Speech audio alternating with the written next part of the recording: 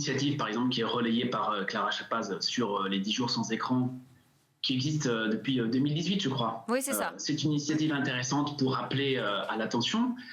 Mais et c'est bien de se dire qu'on peut vivre sans écran, et je pense qu'on a tous besoin de périodes de déconnexion.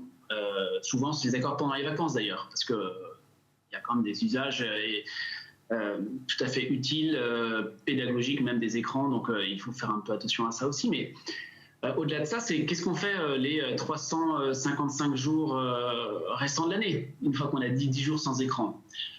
Et c'est là-dessus que je pense que en fait, la force de frappe qu'a encore un gouvernement quand il arrive à fédérer les associations, les entreprises autour de lui, à mon avis, ce serait plus d'abord de rappeler qu'on a un outil qui permet aux parents d'avoir un peu de contrôle.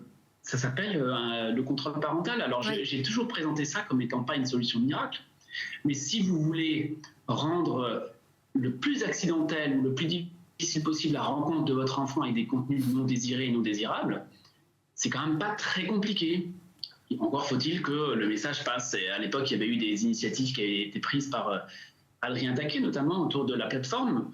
Alors, une plateforme, ça a ses limites, parce que ça ne s'adresse qu'aux gens qui vont aller sur cette plateforme. Donc, je pense qu'il faut réfléchir vraiment à comment est-ce qu'on fédère un peu toutes les initiatives. Le fait que l'éducation nationale relaie un petit peu plus maintenant cette initiative des 10 jours sans écran, c'est intéressant. Mais encore une fois, qu'est-ce qui se passe les 355 autres jours avec des injonctions contradictoires également?